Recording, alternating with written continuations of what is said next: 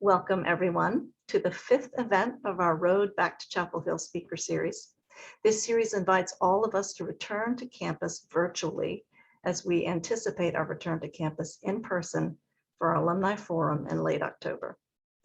For today's event, we thought it would be fun for this group of lifelong learners to come together and learn about an innovative new curriculum at Carolina. So we've invited three professors from the sciences and humanities who team taught a new course called Humans and the Cosmos last semester. The course was a pilot for the new curriculum, which will offer interdisciplinary courses like this one to all UNC first-year students starting in fall 2022. We've also invited a Morehead-Cain scholar who took the class to join us and share his perspectives as well. Today, we welcome Professors Molly Worthen, Gabriel Trop, and Joaquin Drut, and scholar Prathish Seshadri. Prathish, will you get us started this afternoon? Yeah, for sure. I'm Prathish. I'm a first-year scholar here at UNC. And to be completely honest, I took the class Humans in the Cosmos very randomly. I came into college prepared to be a math and economics major, and I was sort of just looking around in my schedule for any spaces I had, and I came across this course listing in my email. And I was like, sure, why not? I can use the credit hours. And it ended up being my favorite class last semester, and I think it'll be one of my favorite classes in the years to come. We studied everything from Zen Buddhism to Einstein's relativity, and along the way, we were constantly connecting topics that I wouldn't have even dreamed of connecting before. The final exam had an essay, and the essay was just what is the meaning of life? And so it was a very open-ended course that really forced me to think about my own beliefs, reevaluate how I thought about the world, and make connections between different subject areas and topics that, we wouldn't come across in our day-to-day lives. And I think that honestly is the power of the IDST curriculum, the interdisciplinary approach to, classes at UNC, because I had three amazing professors, all of them who were experts in their subject areas, and they were constantly, bouncing off each other and playing off each other in a way that really enriched my understanding of a lot of very unique concepts. And with that being said, I'd like to introduce one of my professors from last semester, Dr. Worthen, who'd like to share her thoughts on the class. Thanks so much, Prathish. It's so gratifying to hear you describe the class that way. Everything you said, that's just exactly what we were going for. And that was the first time that we taught the course, and hopefully we'll get better at all of those things in the years to come. As Megan said, this type of course is part of a new curriculum that will be rolled out in full next year. And these courses are called Triple I courses, standing for Ideas, Information, and Inquiry. And the idea is not just that they are team taught by three professors, but that these three professors have to come from different divisions at the university. So not allied fields, but fields that are quite different. And so I come from history, Gabe Trop comes from German and Slavic languages and literatures, and Joaquin Drut comes from physics. The point is, I think, it's multifold. It's partly to give first-year students a taste of these three very different disciplines as a way of understanding the world, and give them a sense of what it would be like to pursue these disciplines in more depth. But it's a kind of an efficient way to do it. They don't have to actually enroll in three separate courses, but can get this taste all in one class. Also, the hope is that these disciplines talk to each other, and the professors and students both kind of stretch their brains in ways that we don't typically get to do. I mean, universities are generally silos of highly specialized knowledge. And so this course model is a way to try to break out of that and really think about big picture questions. So we divided this course into units. The units were called Origins, Force, Order and Chaos, Experience, Time and Space, and the End. And the three of us, interpreted those rather loosely, but tried to use those themes to organize ourselves. For example, in the unit called Force, I talked about supernatural forces. I talked about the history of spiritualism and 19th century teenage girls serving as trance mediums and speaking to audiences of thousands of people. I talked about animal magnetism and some of the sort of interesting precursors to modern psychology and mental health treatment. In the unit called Order and Chaos, I did a class on Marxism-Leninism as a system of order, as compared to Russian Orthodoxy as a system of order. So these are some of the ways in which, as a historian, I interpreted these themes. I also viewed my job in the class as trying to give us a bit of a chronological backbone and bring in kind of the history of science to frame the overall shape of the course. You might be wondering how we evaluated students, what assignments we used to try to pull this together. So we kept in mind that this is a first-year class and very much tried to give them building block skills that will be useful going forward in their time at Carolina. So we were very big on just asking them to analyze the texts, to just really read carefully and develop a sense of what it's like to really parse sentence by sentence. In the first paper, we said, take a text. We suggested some essay questions, and the point was sort of to try on the hat of one of these three disciplines and see what it's like to interrogate this text as a historian, or from the point of view of literary criticism, or thinking more in terms of the concepts of science. In the second paper, we tried to boost the complexity and ask them to make two texts talk to one another, really disparate texts that might on their surface not seem to have a whole lot in common. So some of the pairings that we suggested were take part of the book of Genesis and this short story by the science fiction writer Isaac Asimov, or consider Charles Darwin's The Descent of Man and Goethe's Faust, or Shunryu Suzuki, the great Zen Buddhist writer, and Martin Heidegger. And ask yourself, how do both of these authors answer the question, what is our place in the universe? Unpack their assumptions, walk us through their thinking. How do their ideas talk to each other?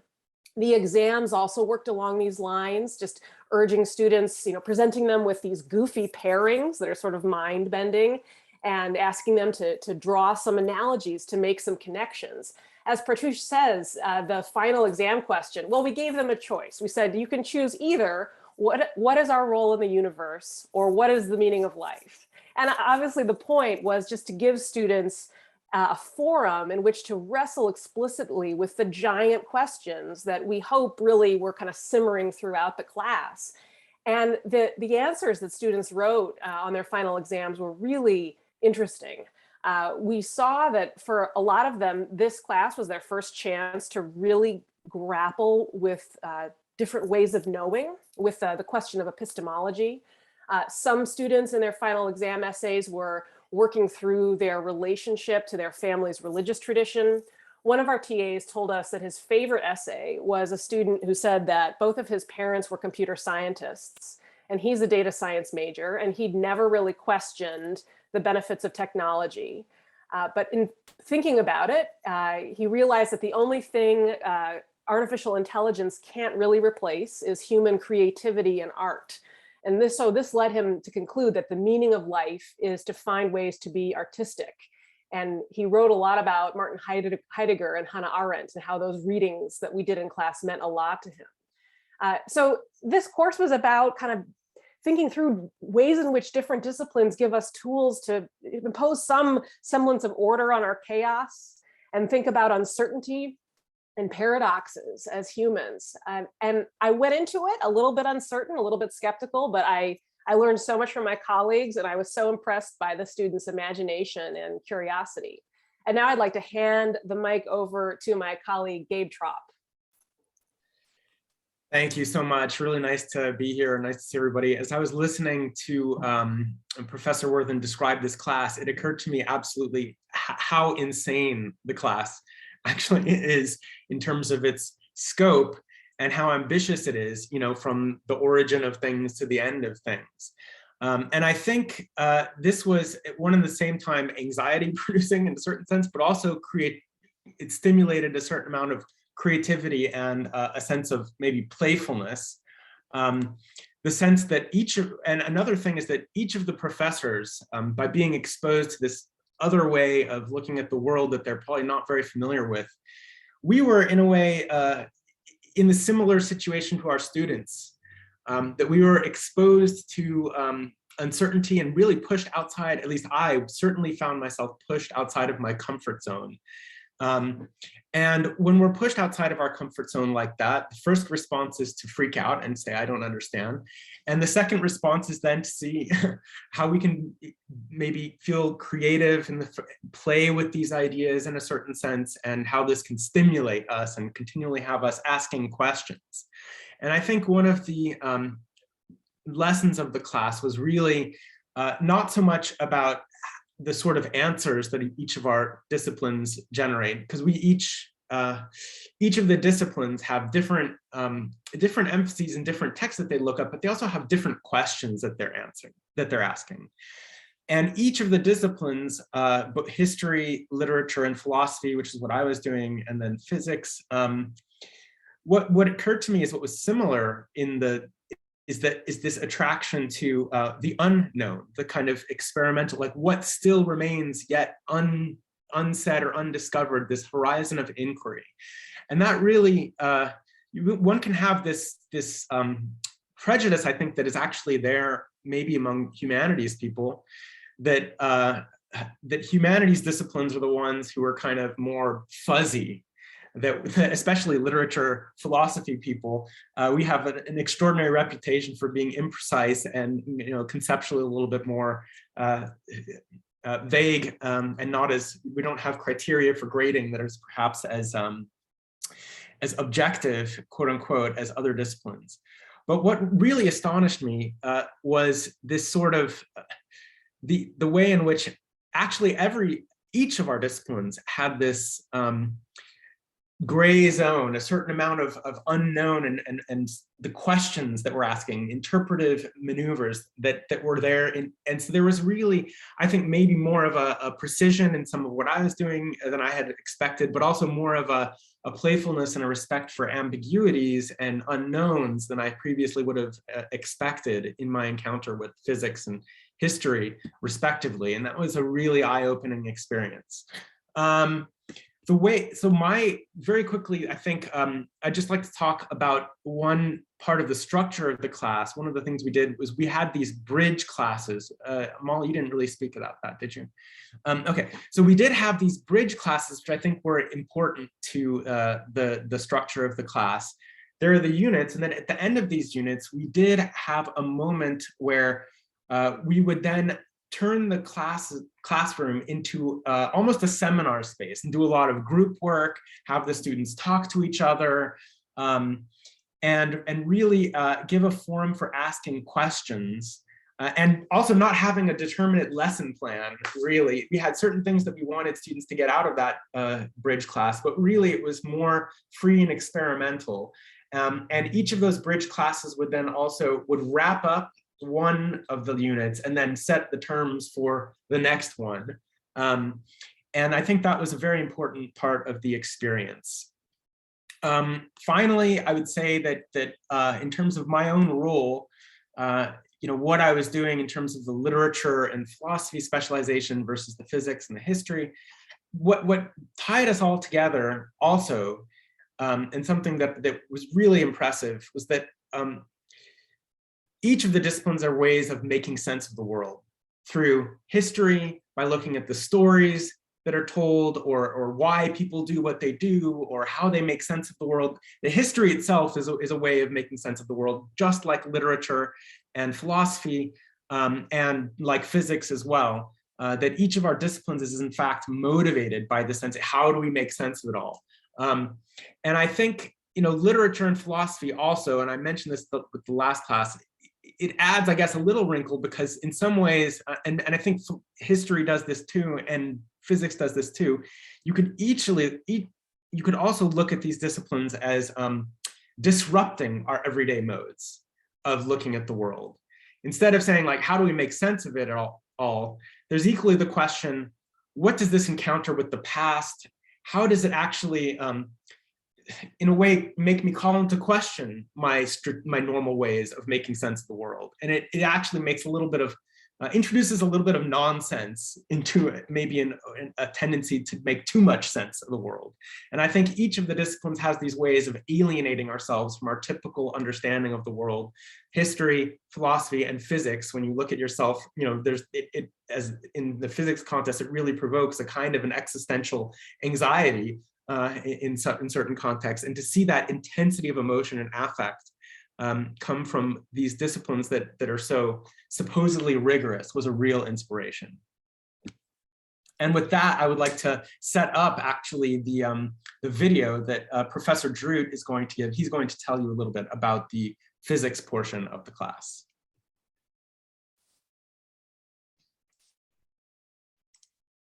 Thanks, and our team is going to share screen and show that video. Thanks to all three of you so far who have enlightened us. I think we're all jealous that we, those of us who went to Carolina when we didn't have a course like this, and are very excited for the future. So good, we'll share the video.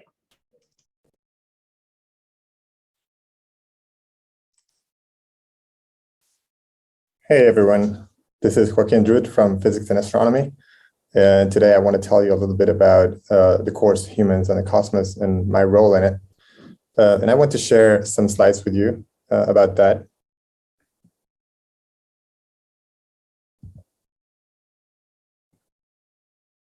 This is how we organize the course into 5 units: origins, force, order and chaos, experience, time and space, and the end. And in each case, my role in the course allowed me to represent the physics side of the story, or the scientific side of the story. Physics in particular is concerned with understanding the laws that govern the world around us, the universe really, from the very small on the scale of atoms and even smaller to the very large on the scale of the solar system and the universe as a whole. And the way we do this in physics is by performing measurements, experiments here on Earth, or observations of the cosmos. And then we use technology to grab that data and then analyze it. And from that data that we collect, we aim to extract the laws, the mathematical rules that determine the fundamental laws. And in each unit, I went through a number of topics that portray that process of understanding the universe. In particular, in the first one, the unit Origins allowed me to talk about cosmology and how everything we know about the universe comes from light and how that connects to waves and relativity. We talked about galaxies and the expansion of the universe and the Big Bang and stars and the origin of the elements. I talked a little bit about the history of all these concepts and our current understanding. And in each unit, I try to give a bit of a connection to history. And then I leave the bulk of the history side of the story to Professor Worthen. In the second unit called Force, I tried to introduce some concepts of particle physics, in particular the building blocks and the fundamental laws that govern those building blocks, the fundamental particles.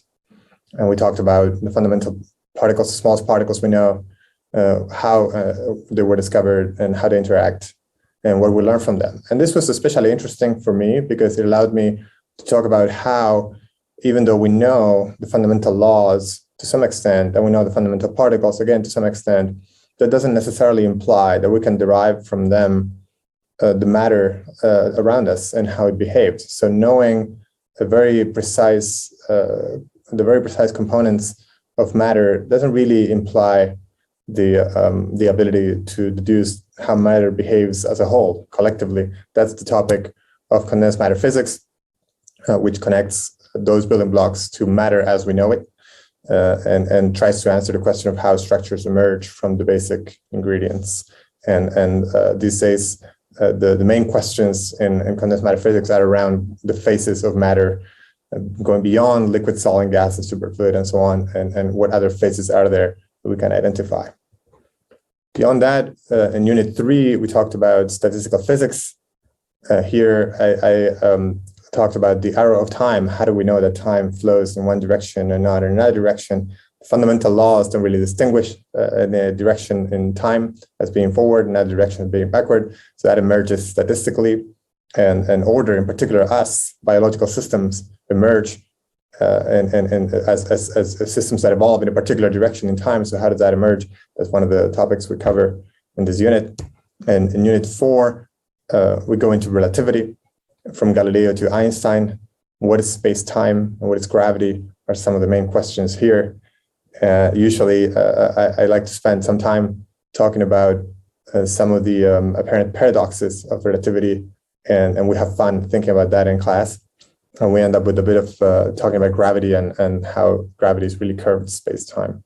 And finally, in Unit 5, the end, we talk about how it will end on the planetary level, the solar system level, and beyond. And this is also one of the most interesting connections to the philosophical side. All throughout the course, actually, there are many connections to human history. Of course, that's the human part of humans and the cosmos, and to philosophy.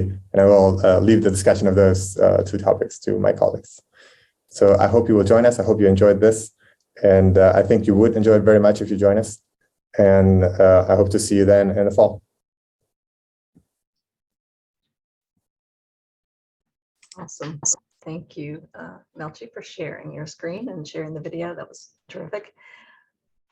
There are so many questions, but we open it up to all of your questions. Anybody who has a question for our professors or for Prathish about the course.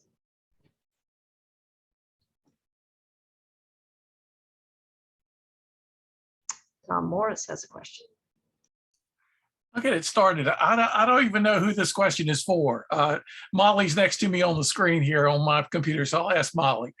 Molly, how well prepared do you think the students were for this wide variety of lenses or perspectives on the world? I know for somebody to sign up for a class like this, it's pretty self-selecting, right? Just people who are willing to expand their minds. But I was reminded just hearing about this of the famous old essay by C.P. Snow decades ago in England, The Two Cultures. He was worried that the people in his time in Parliament had been largely trained in the humanities, but were increasingly being called upon to make decisions regarding the sciences. And there wasn't enough knowledge of the sciences, and the people in the sciences didn't know enough about the humanities. So it's exactly courses like this that we need to kind of deal with that, the version of that problem we have in our own time. I wanted to ask, though, about how was it disorienting for the students, or did they sort of grab onto this right away? Was there a little bit of, the spectators at a tennis match, your head is over here in sciences for a minute, and it's over here in religion for a minute, and you're trying to get a big picture perspective on how it all fits together? What could you tell about the student experience, generally speaking, throughout the semester? That's a great question. And Prathish will obviously have to weigh in on this. From my perspective, so it was disorienting for students, not so much because they didn't have adequate background. I mean, in many ways, their background in the physics was better than mine because they're closer to their most recent physics class, far closer than I was. And as a first year class, we constructed it in a way that we hope assumed no particular background in any of the kind of, facts you need to command to understand the stuff. It's more that there is this class to me highlighted a real disconnect between the values and pedagogical assumptions of most North American high school experiences today and what we look for at university. So particularly since the advent of the No Child Left Behind regime and the real expansion of standardized testing and the incredible standardization of curricula in public schools, at least, I've seen a real transformation in the 10 years I've been teaching undergraduates, in which the students who really excel in high school and who get to a place like Carolina have largely done so because they've learned how to get the checklist of the things they need to do in order to put in the right input and get the A as the output. And they're very used to teachers giving them a totally unambiguous list of things that you can check off, and this is how you succeed. University is all about ambiguity. It's all about there not being a single right answer. And that was especially true in this class.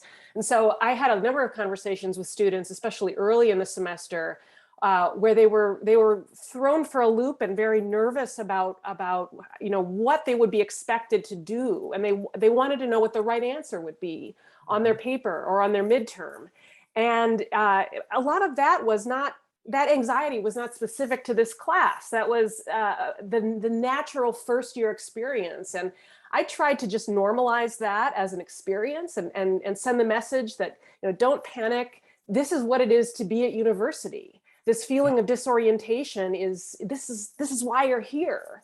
And this class is maybe crystallizing that feeling, but don't turn away from that feeling. Embrace it and see this as an opportunity to really, to learn how to think in a way that's really new. But I would love to hear Prathish's perspective on this as someone who was actually on the student side. Yeah, for sure. And I think my perspective would definitely key in on a specific word you mentioned, ambiguity, because I think honestly coming into the class, I had a lot of the same experiences that you just mentioned. I was sort of approaching each lecture as sort of like, okay, what's their main point here? And I was sort of just looking for like the one thing I could write down as like a summary of each class, and just sort of, at the end of the week, I could look back on it and be like, here are the 5 things I learned this week. Now I'm good to go for the exam. And this class really moved me away from that mindset, because the emphasis wasn't so much on the information that we were being taught as much as like the thought process that we were expected to go through when we confronted that information. And I'd say a lot of my experiences and talking with other students, a lot of the growth from this class was mainly because I think coming into college, we've spent 12 years in some sort of schooling. We have like these mindsets and these beliefs that we cling to very tightly.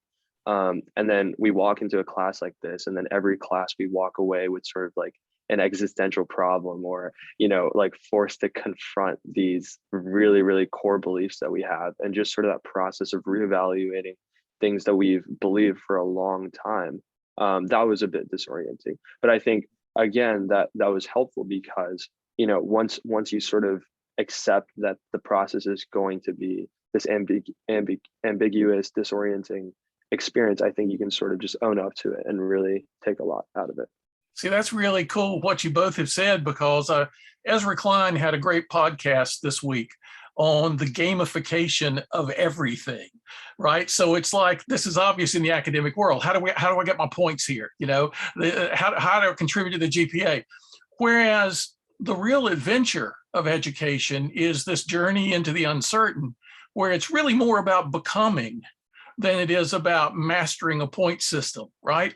And as Molly said, the entire university experience is supposed to be that, right? But it's not for so many people. So to have a course like this, where it obviously has to be that, because you can't easily figure out what the point system is going to be here, right? You have to just kind of throw yourself into the experience.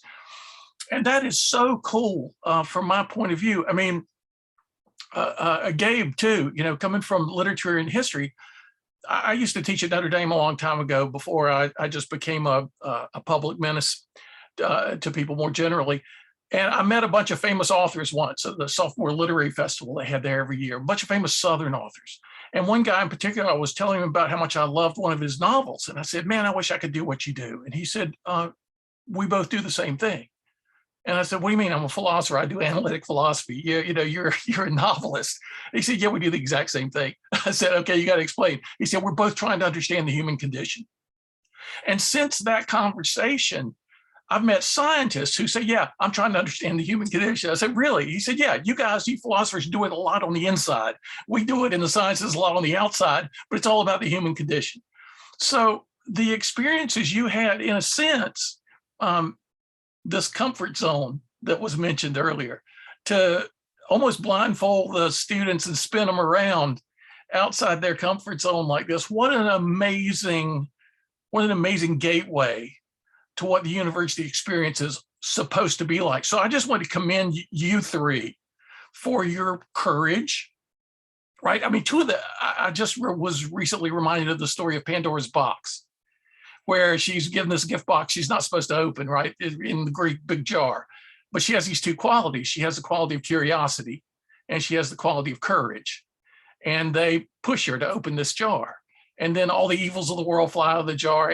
But her curiosity doesn't give up and her courage doesn't give up. So she looks into the jar after all that's happened. And she finds the one thing that didn't fly out, the one thing that stuck, the one thing that was left was hope. And the way you three used your own curiosity and your own courage, it gives all of us hope for what the educational experience can actually be. And I'm sorry for going on so long, but Molly knows, you guys don't know, about once a year I write a fan letter to somebody whose publication I've benefited from. And I've been a fanboy to Molly twice, I think, over the years. So it's just a real treat to see her in person and to hear the difference she's making for our students, along with her colleagues. And Gabe, good for you, man. German literature and history, and all of a sudden you're talking boson particles and the charm in leptons or whatever. It's what the university, right, etymologically is supposed to be, and we too rarely see it in our era of specialization. So that's all I wanted to say. Thanks so much, Tom. It's great. We appreciate all of that. Next up is Ken Smith, class of 1984.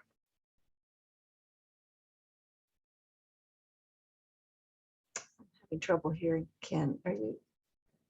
Sorry. So much of what I had planned to ask was actually just discussed by the three prior speakers, but a couple of things quickly. Incredibly envious of the students that got to take this class. And like Tom, very impressed and grateful to the faculty that were willing to take this on. So I had really wanted to talk about the disorientation of college and how this could blow the sprockets of some people. My arrival at UNC, I was more surrounded by religious certainty than I ever had been at any point in my life, and was in some ways challenged by it on a daily basis in the particular pod of my living situation. Justify your beliefs kind of on a daily basis, and why aren't they the same as mine? So I guess what I'm wondering is just, did you end up with students who were willing to take this class who had very strongly defined sets of beliefs coming into it?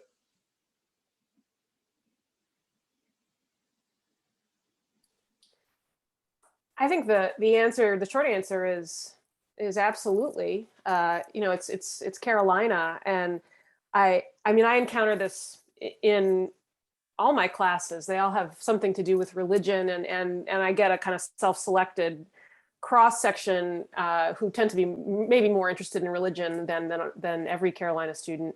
However, I have noticed that even the students who grow up in a very an environment in which they're very convicted of a particular orthodoxy, they've also picked up a message from the culture, a message that makes them very reluctant to be confrontational or to come across as judgmental.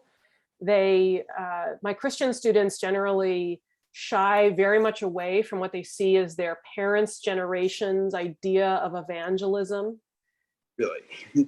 Now, I think that's generally good. I think there are some downsides, some serious downsides there, because along with that comes a general squishiness to thinking, a sense that, you do you, I'll do me, and on Sundays I get this message of this is the truth, but I know this isn't really how I can function in the real world, so I just got to kind of compartmentalize. I'm not really going to deal with all the contradictions there.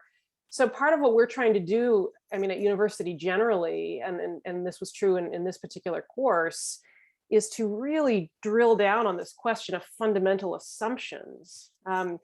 and how kind of pay attention to an argument and take an argument seriously on its own terms first, while then going on perhaps to critique it. One text that became a real touchstone in the course that we decided to assign without maybe a ton of thought, but then it just became a text that we went back to again and again and again, was Stephen Jay Gould's famous article on non-overlapping magisteria, which he published in the 1990s, and it became a book.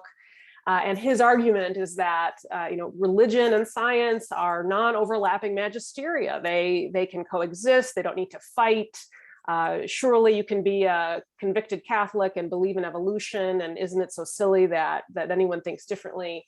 And we spent sort of the whole semester wrestling with that text, and it gave students, I think, a way of thinking about precisely the question you raise, and thinking first, okay, what's my own magisterium? Do I even have one? And does it overlap with these others? And in fact, was Stephen Jay Gould right? I don't know that he was. In fact, I'm sure he wasn't. He was, I think, simplistic about his ideas regarding the claims of science and faith. So I really value the diversity of sort of metaphysical views that you get with Carolina students. And I think that was a huge asset in this class. Interesting comment about the generational aspect of it, because I do remember being subjected to evangelism at UNC in a way that I never had been. And maybe it really was a factor of going to college in the 80s. So, but anyway, thank you. Ken, thanks. Great question. Next, Kira Eisenhart is in class and I think is going to step out. She had a question in the chat, but I've asked her if she would ask on screen. Yeah, hi guys. Thank you so much for being here and sharing this. So the question that I had, when you're looking at all of these really big questions and big issues, and like we were just talking about people coming in from very different walks of life, how do you manage to create, and how did you work to create a safe environment for everyone while also encouraging dissent and disagreement among the students?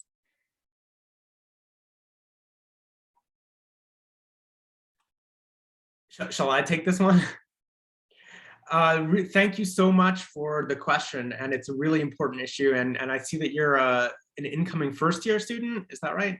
We look forward to having you. Congratulations. So I think one of the way to have a safe environment while encouraging dissent and disagreement among students is actually, you kind of answered the question, which is to encourage dissent and disagreement among students explicitly.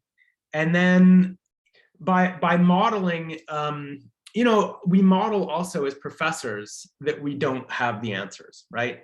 And so I think it's one of the things you can do also is model being wrong. I think whenever I love when I get caught out in the classroom in a mistake, which often happens. Oh, by the way, I just wanted to, I do philosophy and literature. Molly is the historian. So I'm the literary / philosophy type. But every once in a while I'm wrong. That always happens. And I always try to, or I'm challenged by a student, right? And I'll say, oh my God, you're right. Now I think of it differently, And so I'll basically take that opportunity to model the fact that I don't have the answer and the coming into truth as a process, right? And say there's nothing wrong with being wrong, right? As a matter of fact, all knowledge begins with that, right? Like we always start off being wrong, and that's how learning happens. So I think, which there are a bunch of different techniques. You can basically put everybody at ease by saying, we can disagree, this is good. You can model being incorrect. You can also, if somebody says something that might not at first correspond to what you think, you take it very seriously, and you try to run through. You try to run through it, and you open it up for discussion and try to play through the possibilities without dismissing it, right? And so I think we hope at least that those strategies were able to make students feel like they had the not just the right, but really that we were encouraging them to experiment at this moment in their development. And I hope at least, Prathish, maybe you can say if we were actually successful in this, especially during the bridge classes. I hope we were, but I got the sense that there's a lot of engagement in the class. And I do think the questions that were asked, the group work that we did, we broke up students into groups. They seem to suggest that people felt comfortable sharing these different views. It's a really good question. For sure. And I think the structure of the class had a lot to do with it, because our assignments were pretty much just places where we just wrote what we thought. And that's not something that I've had to do for many other classes. So I think just the structure of the assignments and just what we were expected to do as part of the class just really emphasized speaking our mind and just owning up to our own beliefs. And then I also think that just having three professors who have spent many years thinking about, similar topics, but in very different ways, just set up a lot of conflicts for the class to see. Like I can vividly remember one time where Professor Drew, the physics professor, was talking about how, our galaxies were drifting away, and at some point, our view of the universe is going to decrease and we're not really going to be able to see anything other than ourselves. And then Dr. Worthen literally just asked him how he could live with that knowledge, like how he could function on a day-to-day basis, knowing that years from now in the future, humans won't even be able to see other galaxies. And I think just having the professors themselves argue in front of not argue, but really poke holes in each other's arguments and poke holes in each other's logics and like established way of thinking really set the stage for the students being able to do a lot of the same sort of techniques and really being willing to share what they thought. I just want to quickly follow up on what Patricia said. I think we did try to create room in the course for expressing your own convictions and working through those questions, certainly in that final exam. But over the course of the semester, I think we also tried to encourage students to get out of their own heads. I mean, as Gabe was saying, I mean, the point of doing the readings, the point in analyzing these pairs of disparate texts and ideas in the midterm exam was not to elicit students' gut reactions. Forget it. Well, that's not interesting. That's not what you should be doing when you're just beginning your university career. It's not what I should be doing, as a historian. My first job is to try as much as possible to do this impossible thing, which is to get into this worldview that is not my own and really understand it and grapple with it. And only after you spend a lot of time doing that should you then come around to your own reconciliation.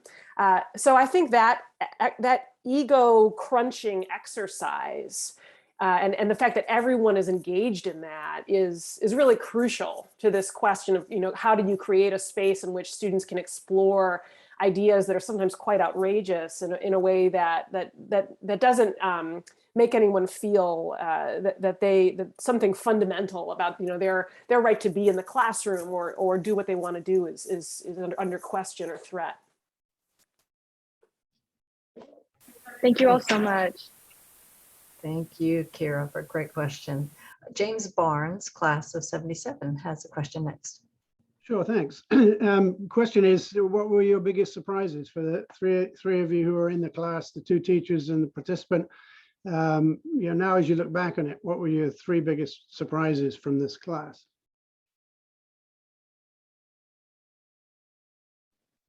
I can kick us off, I guess. One of the things that I talked about on my final exam paper, I was really surprised by how much different cultures around the world really converged on very similar ideas.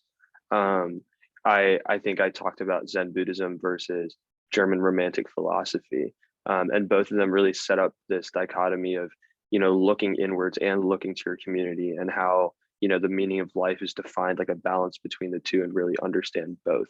And when you think about it, that's absurd that two different cultures of thought that are thousands of miles away from each other, thousands of years away from each other, have sort of come to a similar way of thinking. And I think that points to sort of some of the more universal truths of what it means to be human and what we as humans want to do with our lives. But that was sort of my overall takeaway from the course, just that we studied all these different topics and people and the ideas from, around the globe, like ranging in thousands of years from each other. and somehow we were able to draw these key concepts that a lot of them shared. And that was a pretty amazing thing to experience.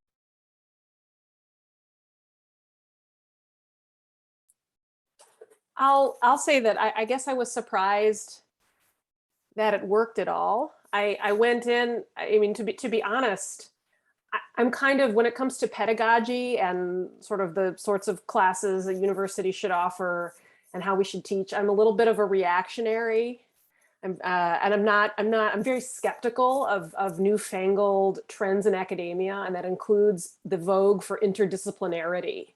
I think that word is tossed around in a way that is often really shallow, and interdisciplinary collaboration appears to happen all over the place, but when you actually dig into it, often I'm not sure there's a lot there intellectually, and then often it can take the form of people in different disciplines continuing to do their thing just in parallel lanes. Or it can take the form of very superficial conversation.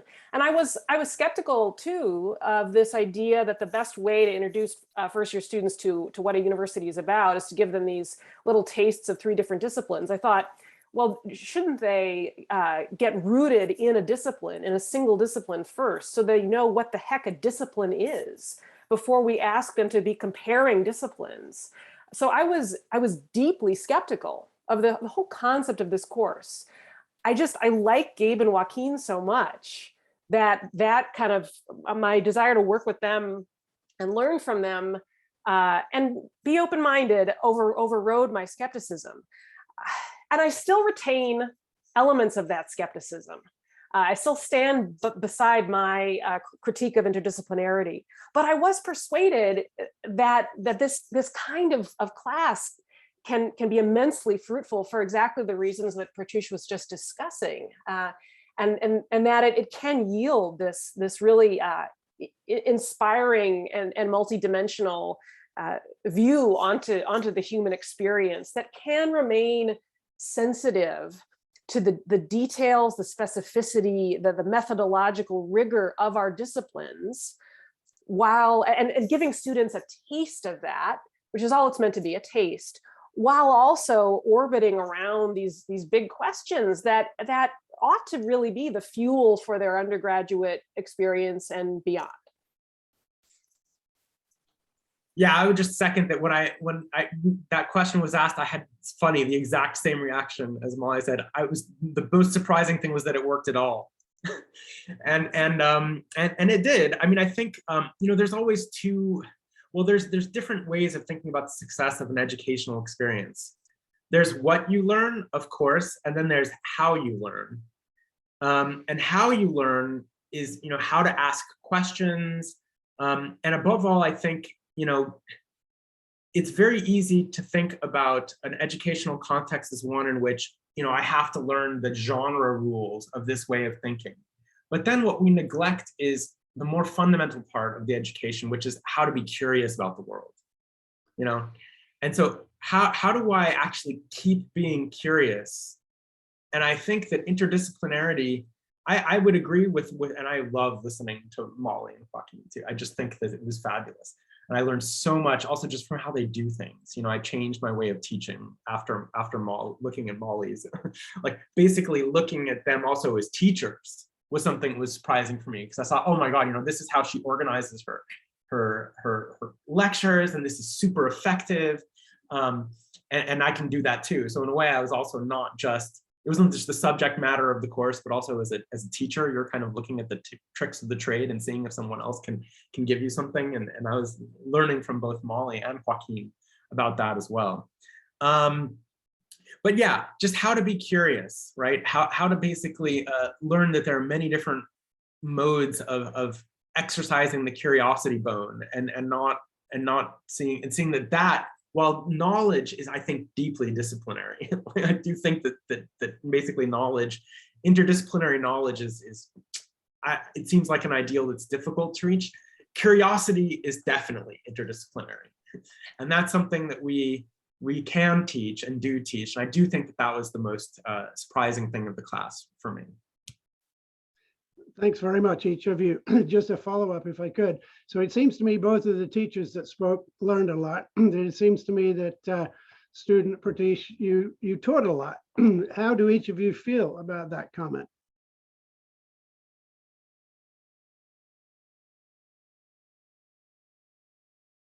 I actually didn't hear that last question. Can you repeat the question? I didn't hear it. It seems that both of the teachers learned a lot and the student taught a lot. How do each of you think about that comment?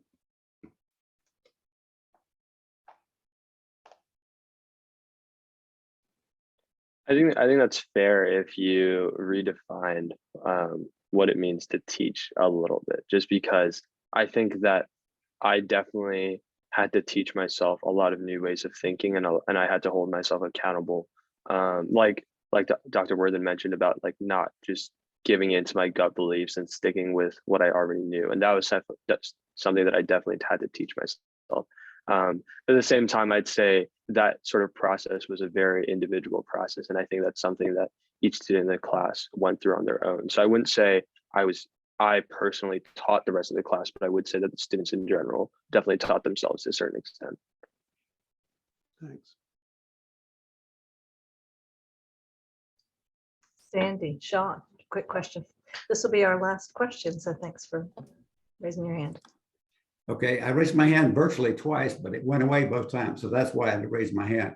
My question takes us back to Tom Morris's notion of C.P. Snow.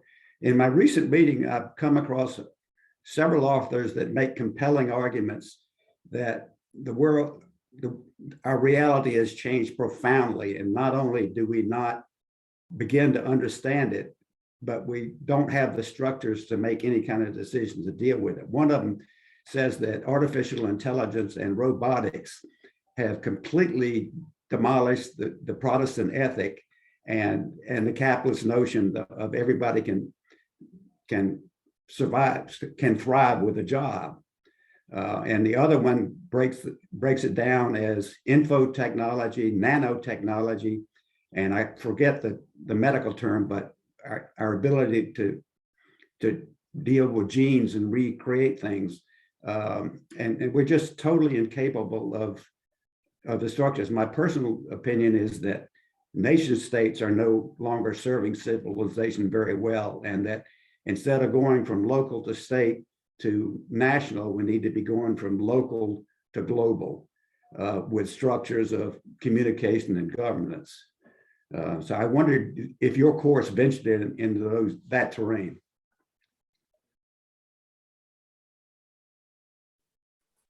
Gabe, you took that on pretty explicitly when you talked about Heidegger and Arendt, wouldn't you say? Yeah, we did. This was an issue, and it's actually been an issue for a long time. This is not a new issue. It's an issue that has been around at least probably as long as complex scientific cultures have been around. That there's an excess of information that we just don't know. There are unpredictable results, right? And that basically managing the contingencies of unpredictable processes. It's just part of how to, part of what it means to be a human being. And so we did talk about this. We talked about, technology and what being a technological person means. That in a weird way, technology has far, I think, from. I mean, there are different ways of looking at this, right? That one way is thinking about the Protestant work ethic is gotten rid. Technology is going to get rid of the Protestant work ethic. Another way of thinking about that is technology is actually totally commensurate with the Protestant work ethic. And actually this philosopher, Martin Heidegger, that I read, he actually probably would say that the Protestant work ethic, whatever it is, emerges from a technological way of understanding the world. And that he has a different way of understanding what it means to be technological. But, this culture of efficiency, optimization, which is itself actually part of the vocabulary of technology, those are categories that are commensurate with the Protestant tradition. As a matter of fact, we could say that machines might even just take over some of that cultural understanding and do it for us. I highly doubt that Well, let's put it this way. A lot of people even would see, and there have been radical theorists of the 60s who kind of fantasized about this, about Herbert Marcuse. We didn't do this, but who fantasized that actually the technologization of reality would open up a space for, human realization in other ways, right? That maybe if getting rid of that Protestant work ethic is not such a bad idea. Maybe that there are some parts of it that we should get rid of, and maybe even technology could help us do that. And so there's just many different ways of looking at this. And also, so I guess one of the things that we would do in our class is to say, let's question the Protestant work ethic as a self-evident self-understanding of our culture. Thank you for that. Great question, Sandy, and a wonderful response, Gabe. I've had a direct message from an attendee asking if the professors would be willing to share the syllabus or at least a reading list with this group. If you send it to me, I can pass it along. You all can decide that at some point, but it would be— Yeah, I'm sure we'd be happy to do that. I'll put Fantastic. together the reading list in a more attractive format than we have in the syllabus and send it along to you. Thank you, Molly. That would be great. And thank you again to all three of you professors and to Prathish for giving us the opportunity to return to class today and learn about this incredibly inspiring new curriculum. We're excited about what this will bring to the university. And we hope everybody can join us next week for the final installment in our Road Back to Chapel Hill series. Next week, we're going to learn all about governance at UNC and how decisions are made at the university. We hope you can join us. Sarah has dropped a link to that event in the chat, and we will see you all there. Thank you again for coming. Thank you very much. Very good. Thank you. Thanks.